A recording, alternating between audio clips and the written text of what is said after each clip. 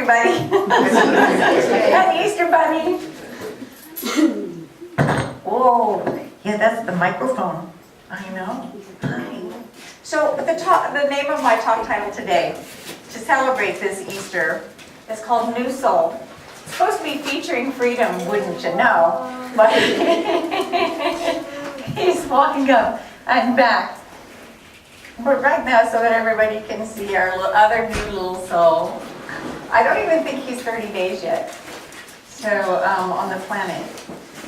Hi. Hi.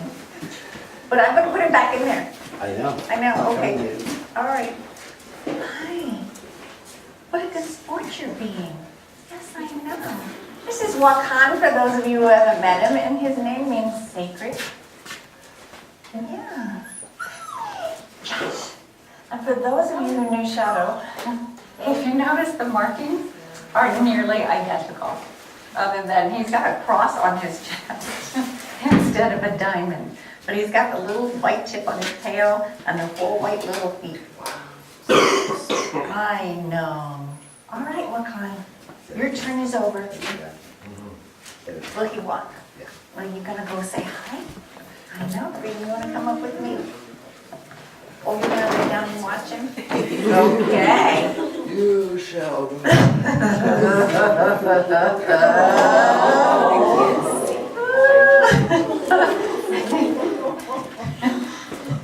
If you need to stand and see what's happening. He wants him to go play with the pond with him, he's just not big enough yet. Freedom, of course, was the puppy until this one came. And he just turned 3 years old March 3rd. So their birthdays are 3 days separate from each other. I know, Freedom. Wow. Wow. So now they're fully mature as wolves at 3 years old. And about 3 weeks before Takota's 3rd birthday, he was a lot like Freedom. He was the biggest teenager. He was like a teenage dad with all of his puppies. And he just frolicked and gamed with them and played with them and ran with them and teased them and trained them. But about 3 weeks before his 3rd birthday, he settled into his body and became very, very regal. And I watched this shift happen in him, where he is this magnificent creature, as you guys know him and always knew him. And so when the 3 weeks, I've been waiting for like 6 months for this shift to happen in Freedom, and it didn't come.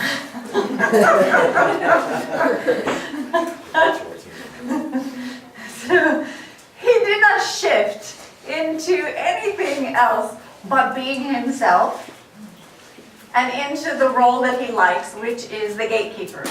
So nobody comes or goes except through Freedom. In the house, he sleeps in the middle of the doors.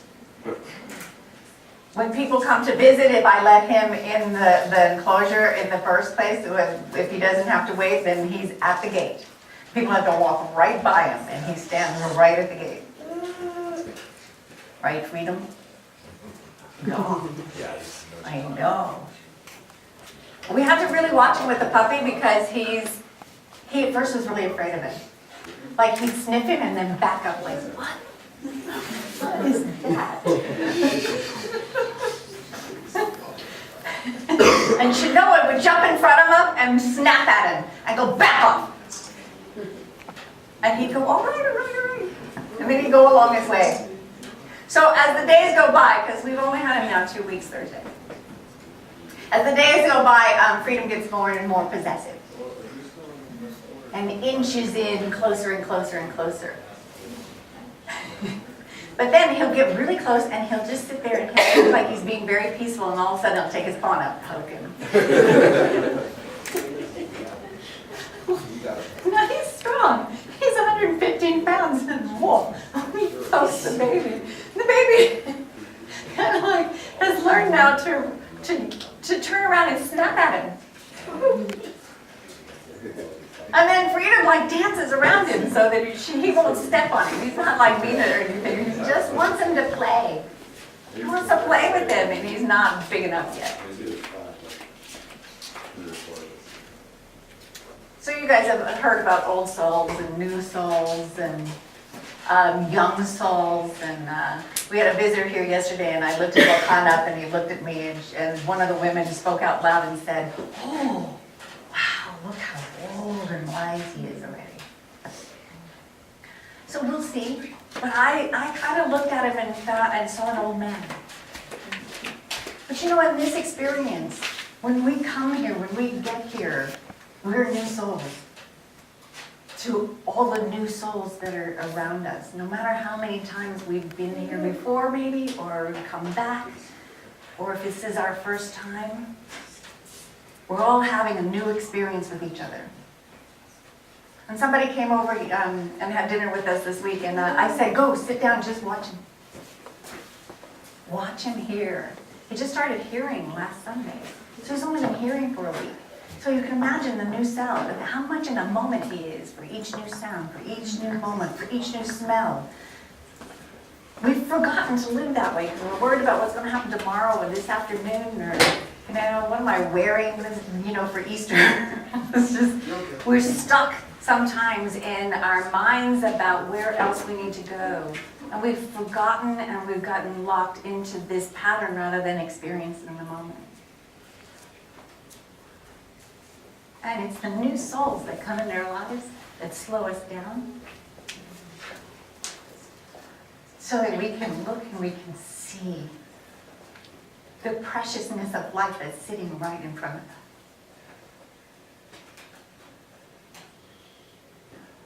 You know, Antoinette has been coming on the weekends, and she came this Tuesday and Wednesday and let me sleep a little bit. Last night she got none. But it's just magnificent. And for those of you who had children, and I did not, you know, this newness of this moment to moment, I'm looking at all the mothers,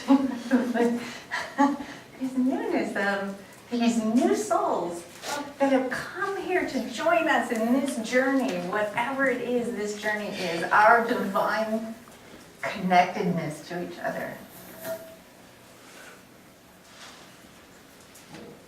But we're all new souls, with new beginnings all the time. You know, his next journey is to see clearly enough, but he won't until his eyes start to change into the yellow nocturnal eyes. That won't happen for 3 more weeks. So he's still learning to see with these baby blue eyes.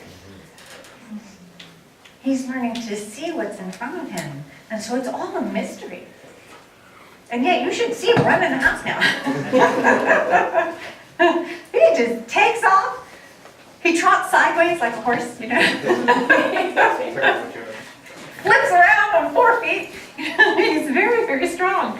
It happens, this development happens so quickly. All he's doing is growing and discovering everything new. And his relationship to the world is very, very new. Even if he is an old soul. It's freedom. What we know about freedom is that he needs us now more than he ever has. Because he was raised by a pack of 11, including Paul and me.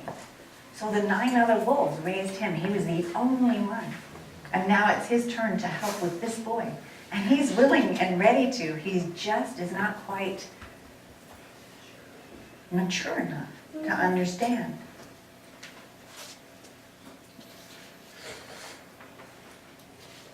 This month is our 4th year anniversary here. On Easter Sunday, 4 years ago, we woke up to a rainbow over the property. It's that picture that I took, that I send out on our constant contact that you see on To Come to a Little Wisdom. That rainbow happened 4 years ago on this property when we got here. And so you know how you look for signs that you're in the right place, that you're doing the right thing, that you get some physical, tangible confirmation that this new beginning, and being evicted from the city and having to move, and the pressure and the anxiety to go there, and then you arrive, and then this is what you get. on Easter Sunday. On Easter Sunday. The definition of resurrection is a coming back to life or coming back into practice.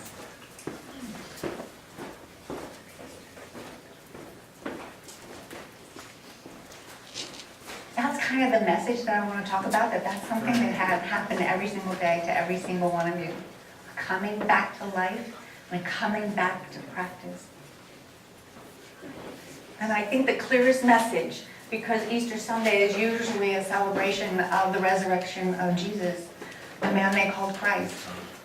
And the golden rule he always had was to love your neighbor as yourself. But my question is, if you don't love yourself, how well can you love your neighbor?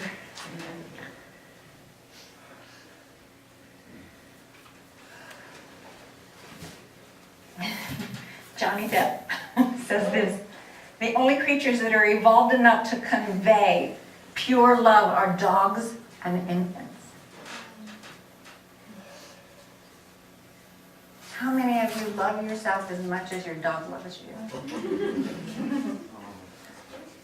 I don't. I'm getting there. I'm getting there. I know, now I've got 10 that look back at me, look to me with the eyes of that I am the most beautiful creature on the planet. And I get it when they're looking at me, and I get it when they see me, and especially this new puppy who cannot really visually see me. But when I put my face to his face, he sees me and he gets me. So I get a little more piece of myself that I'm learning to accept. So that the more that I can accept myself and love myself, the better I can love all of us. And so every single time you love yourself a little bit more, you are resurrected to love more beautifully each other. And then I think that's our human task. That's what we're supposed to do. And so that we can renew our souls every single moment by practicing that kind of love in our lives. That kind of love with each other.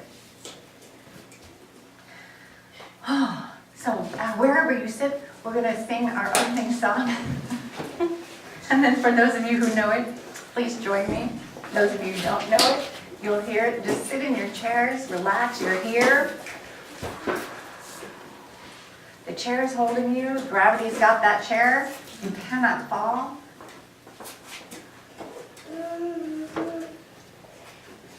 Yes.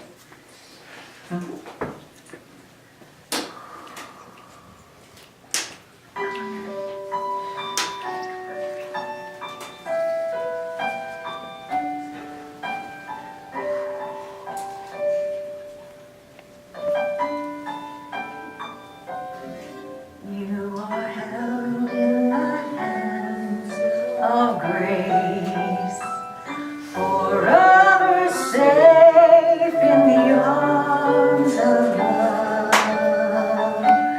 Like a child receives protection from a mother's warm embrace, we are held in the hands of grace. We are held in the hands of grace, forever safe in the arms of love. Like a child receives protection from a mother's warm embrace, we are held in the hands of grace.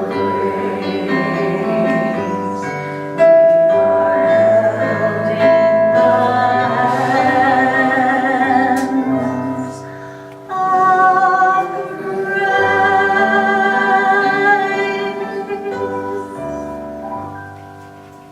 Here's what I know. Please know this with me.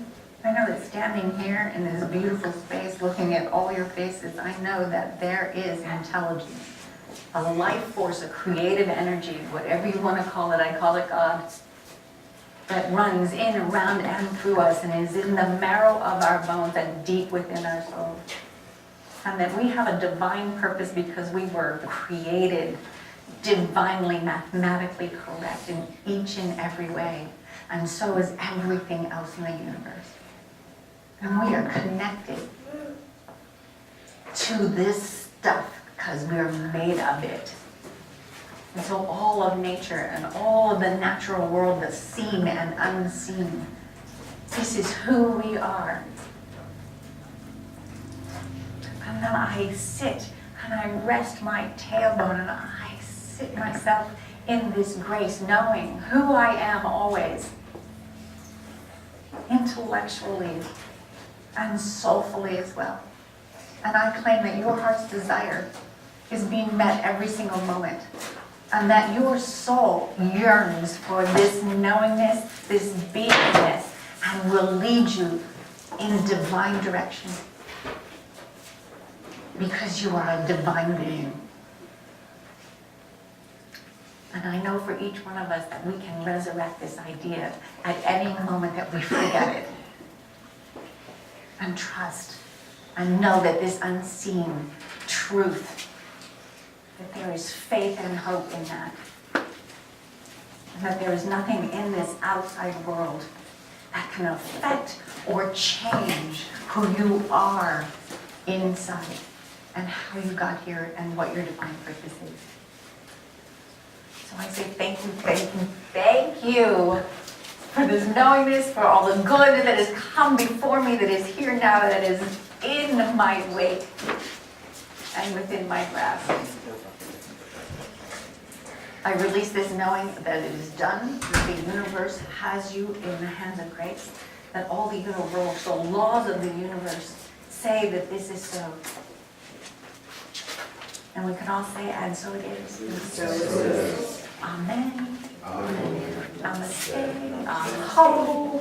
Whatever word it is that solidifies that for you and embodies it for you.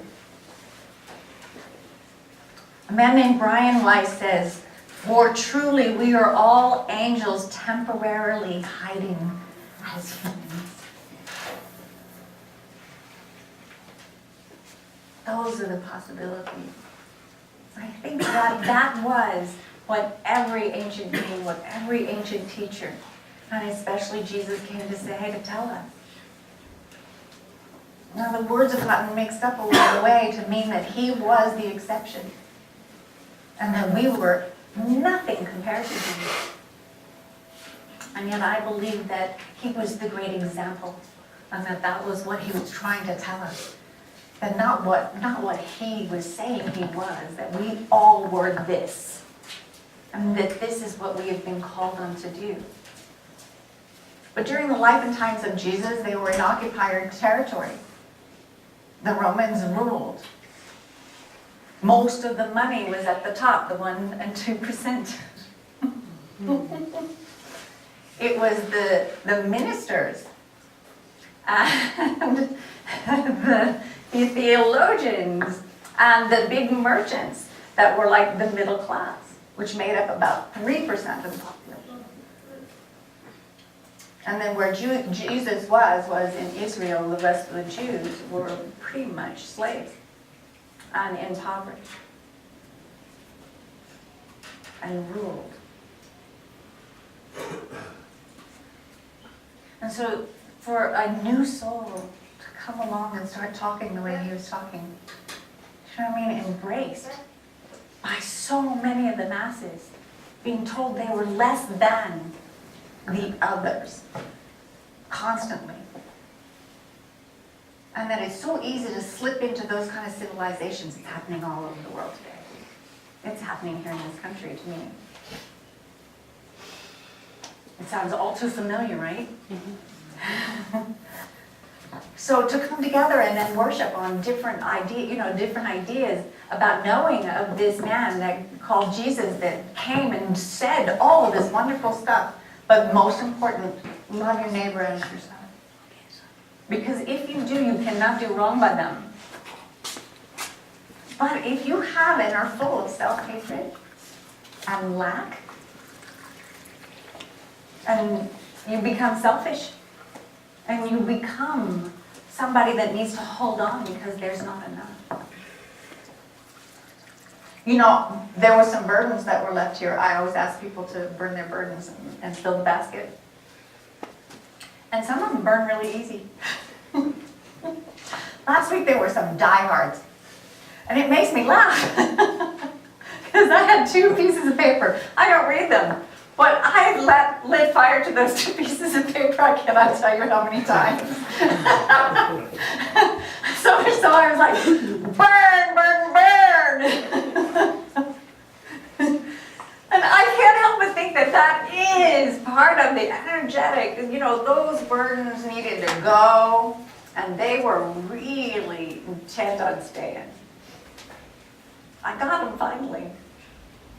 Because my intention was that they go back to the nothingness from which they came.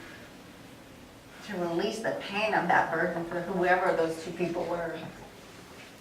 But it just was funny to me that those 2 pieces of paper just didn't want to burn. And science tells us, you put fire to paper, it's going to go. It'll go into ashes. But those 2 pieces of paper didn't want to go. So what's that in you? You don't deserve it. You don't deserve to be sitting with something that cannot be burnt away.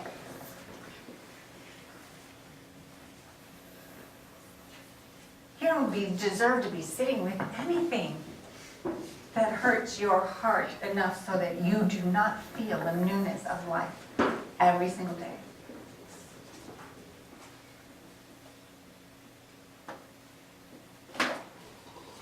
It's not fair.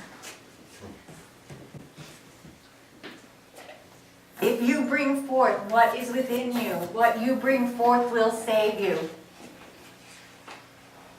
If you do not bring forth what is within you, what you do not bring forth will destroy you. That kind of has a double meaning, and that was Jesus, by the way.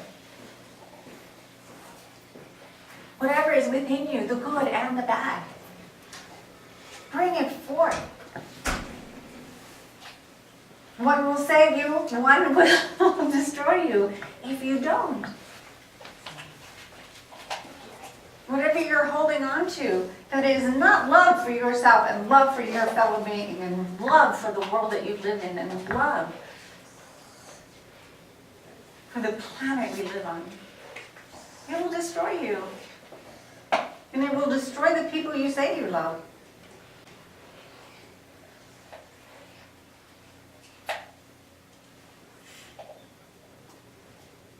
You know, it's easy for me because I have an animal that I trust, that I can look at and look at. And you know, we've been disappointed by so much by people who we've said love us, that we don't look to them anymore.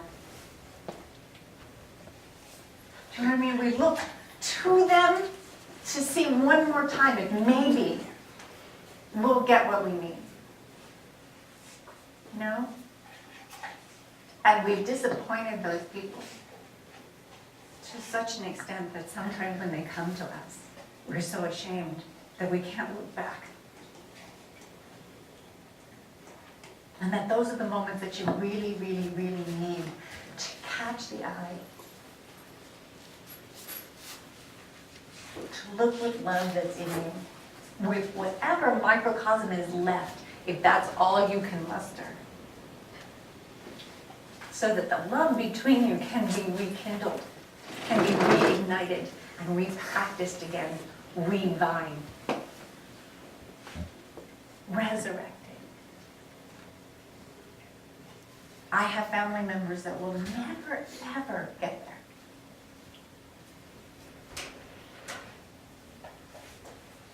You know, in this, some people have children who, that they will never, ever come back from what was damaged to come back to. There are parents that cannot get back to their children. There are brothers and sisters. I know it's true for me and Paul, you know.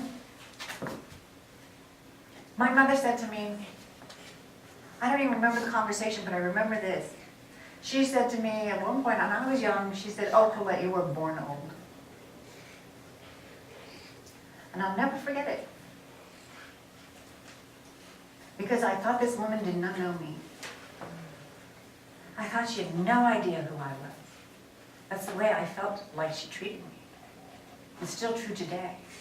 But in that one moment, it was like the best moment of my life and one of the worst moments of my life. Because I knew she got me. I knew she knew who I was. And it didn't matter.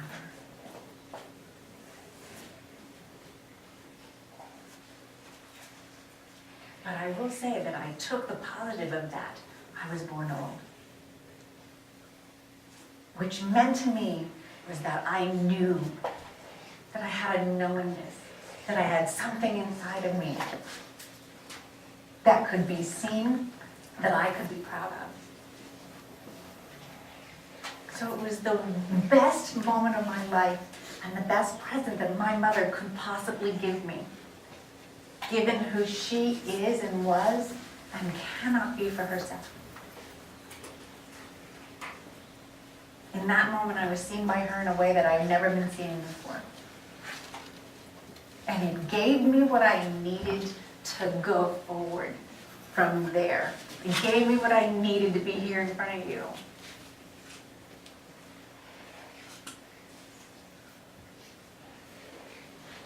Khalil Gibran says, "Out of suffering have emerged the strongest souls, the most massive characters are seared with scars."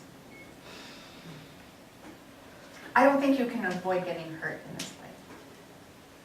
We carry a lot of scars, and some of them we don't even know exist. Until something triggers us to remember that pain, that maybe we weren't allowed to, like in shock, we weren't allowed, that our bodies and our brains would not allow us to experience at the time. And a lot of people, they call that PTSD. You know what I mean? Like you get triggered and all of a sudden, what is this? There's nothing happened. It's a beautiful day. And I feel like it's the worst day of my life. And some emotion that comes up. And you have to know that that emotion is coming up because it is giving you permission, finally, to feel it and be who you are with it. It is information to allow you to be and embrace yourself more fully. The pain too. Because behind that pain is the acceptance. The grief recovery of that is the acceptance of who you are. And the strength of character to know that you can get through anything.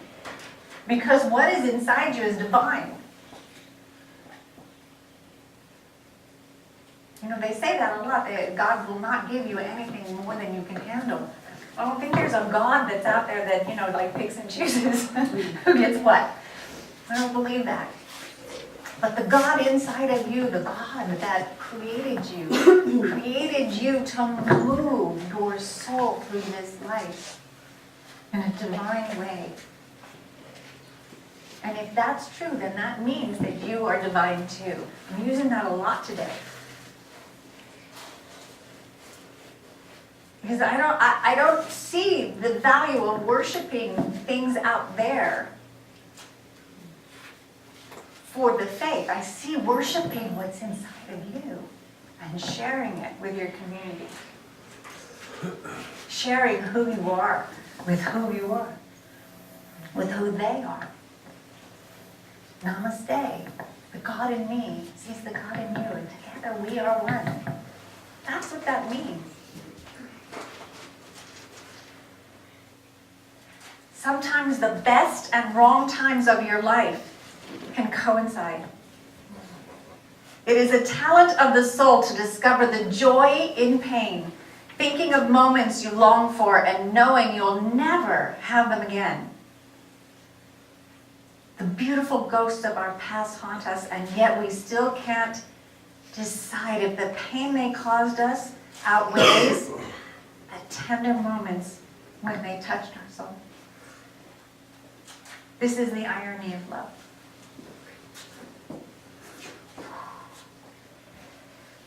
I saw the movie years ago, The Passion of Christ, right when it came out. Nearly made me a Christian. I had my coach literally, he stumbled over in pain, laying on the seat next to me, because it was so painful to watch. The inhumanity.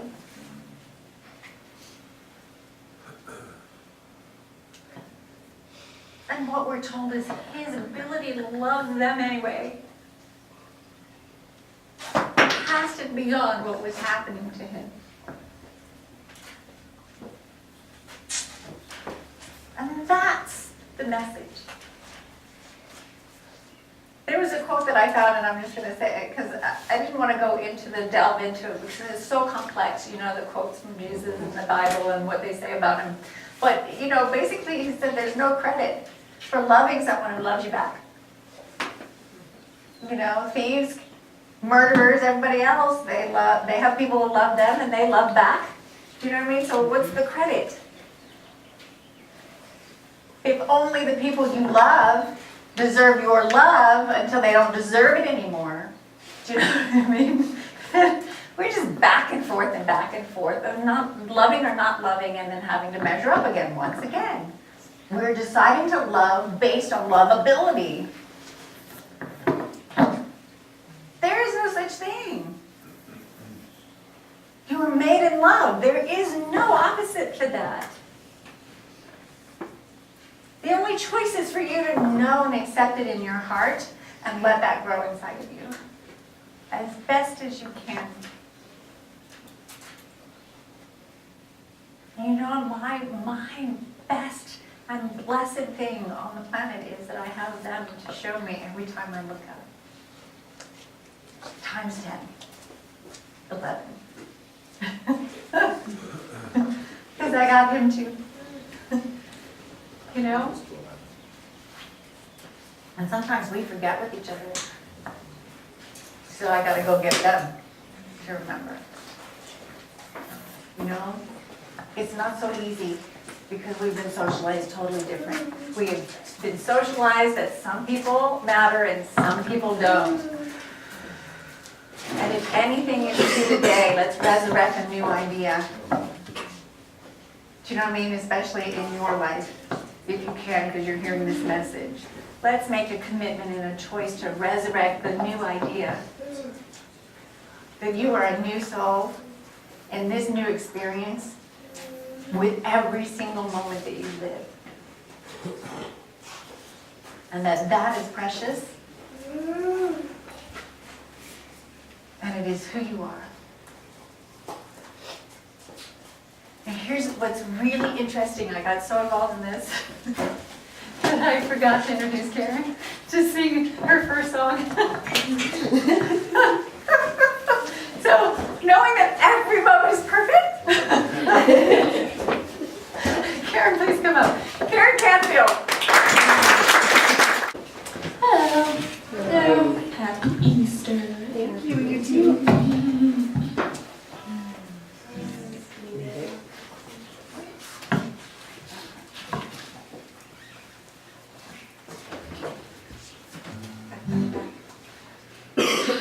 All right.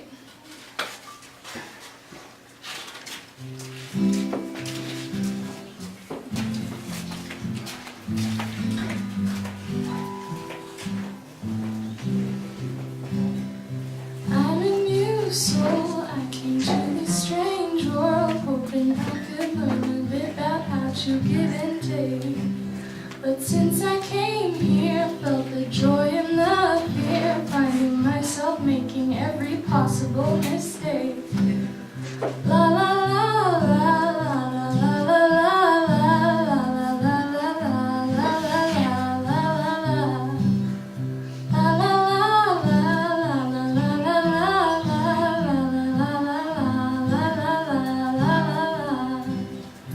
I'm a young soul in this very strange world, hoping I could learn a bit about what is true and fake. But why all this hate? Try to communicate is not always easy to make. La la la la la la la la la la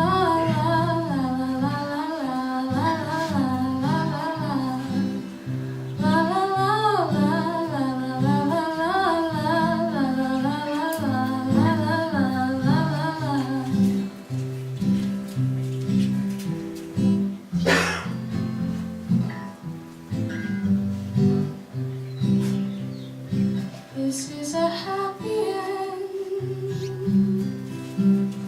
'cause you don't understand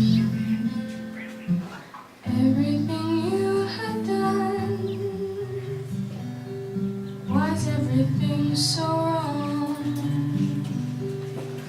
This is a happy end. Come on, give me your hand. I'll take you far away. I'm a new soul in this very strange world, hoping I could learn a bit about how to give and take. But since I came here, felt the joy and the fear, finding myself making every possible mistake. New soul in this very strange world. La la la la la la la la la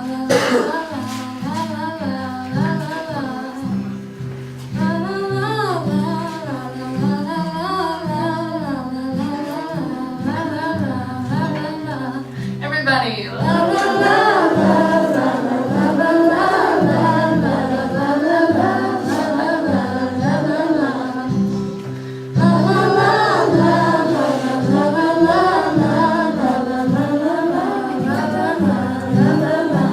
last time. La la la la la la la la la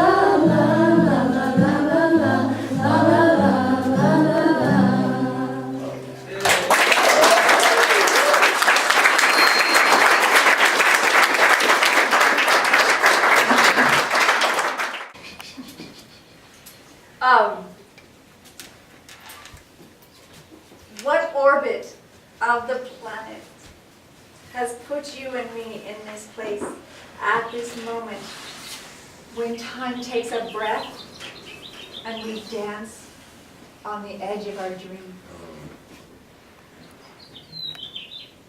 It's at the bottom of every single one of my thoughts. Inappropriate for today, but I love it because it describes what it feels like for me to be here with you. And so Karen's going to sing another song so we can dance on the edge of our dreams. It's called I hope you dance. Yeah. All right, welcome Karen again.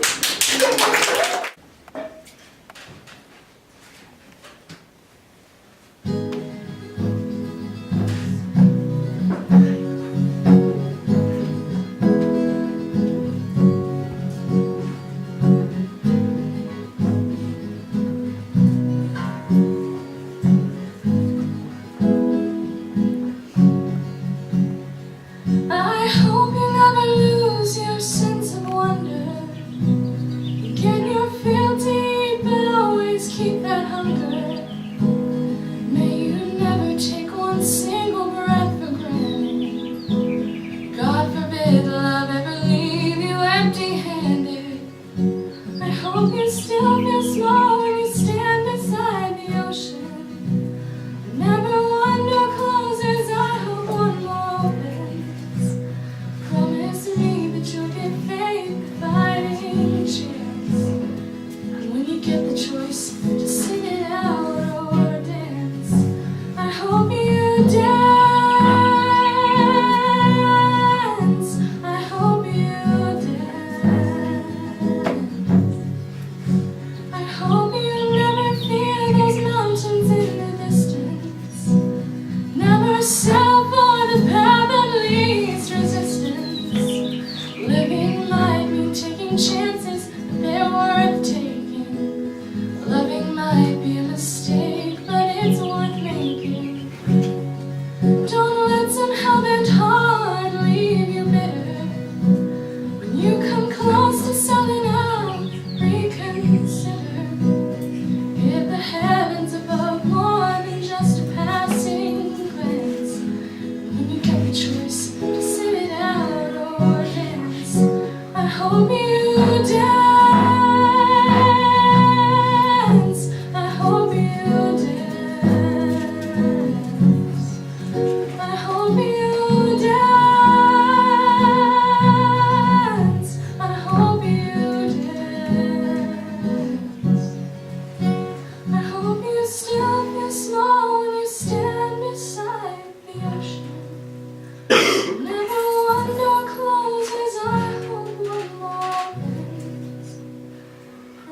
promise me that you'll give faith fighting chance.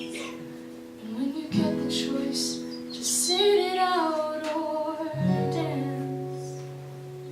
Dance, I hope you dance. I hope you dance. I hope you dance. I hope you dance. I hope you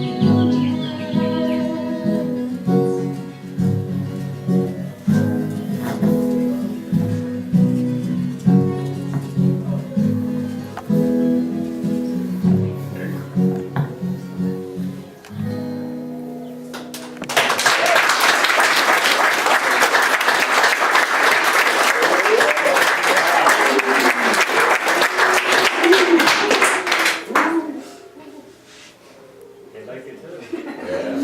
Yeah. You gonna answer him, Frida? You gonna answer him?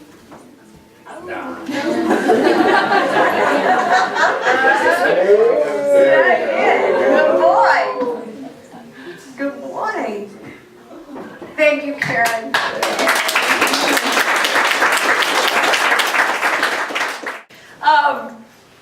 Thank you so much for coming. I'm so blessed to look out and see your faces, and honored for your time to listen to me speak to myself. And share these incredible creatures with you, who teach me just about everything that I need to know about myself. And I share that with you, and hopefully it touches you, and that you can take that home with you. We have, I want to thank Margie and Teresa and Mary and everybody who helps this go along. Oh my gosh. Margie and Keith's new adventure are these walking sticks. So I think she's bringing them and donating them for to raise money for the wolves, along with everything else that is made back there by her and some lovely people that I just mentioned that help us support this foundation and our beingness here and building out this park called Nature's Path.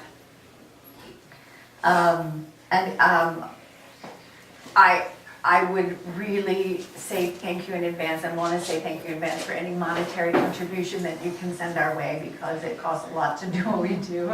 And your donations help us sustain these animals, to pay for their medical bills, which have been recently a lot. And because Alaska's surgery, but she's doing great. And we're just amazed at how blessed we are. So there's little bowls around it if you want to give us that gift and a love offering. We really, really appreciate it. And from the bottom of my heart, I want to say thank you for joining us. Thank you, Karen, for always being truly who you are in your music and sharing your gift with us when you're able to do that. And thank you, Freedom. Now I'm going to just remind you that some of you don't know this, but Eddie Jackson came up with the joy jar. So not only do we have a burden basket, so if you have any burdens that you do not want to leave and having a hard time getting rid of yourself, put them in that basket over there and I will release them for you, no matter how hard they are. And then the joy jar over here with the black wolf on it. So if there's anything that you're grateful for, that you can share that with the universe and send that love on, then you can write that and put that in that bowl. We'll go to see the wolves right now. I think what we'll do is, because Wakan is probably passed out. Huh? He's in the grass. He's in the grass with Antoinette. Yeah. In the Well, grass. maybe we'll go see him out there. Yeah. Okay. It means that he's being able to, there are certain stages where they can't regulate their body temperature. So if he's enjoying the grass, then maybe, and he's not shivering, then maybe he's getting through that. And some of the sun, he would be coming out of the dead just at this time. In 4 to 6 weeks, they would kind of be moving up and exploring the outside world. So just don't crowd him, please. And before you touch him, I would appreciate that you put the antiseptic soap. It's over there, just because we carry a lot of things from our other animals that he's not immune to yet. So I would appreciate that if you do that. And enjoy the property. We'll go and see the rest of the wolves because they participated there at the very end in a few minutes. But enjoy refreshments and talk to each other. And I love you very much. Thank you very much. Thank you. Namaste. Oh! Okay, I don't usually apologize for much, but we're going to sing The Face of God.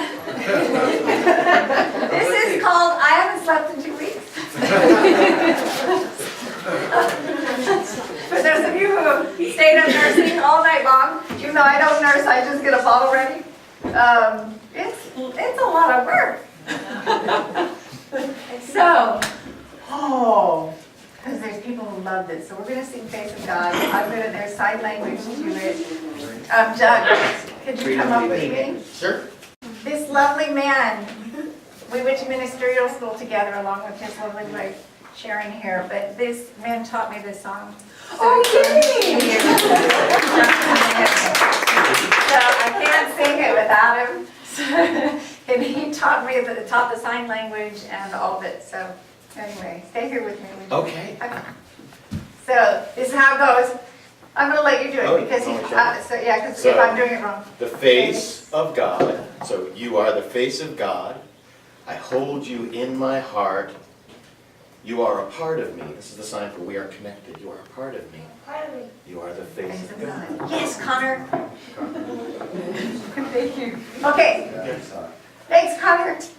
It's coming. We can do it Acapulco. Acapulco.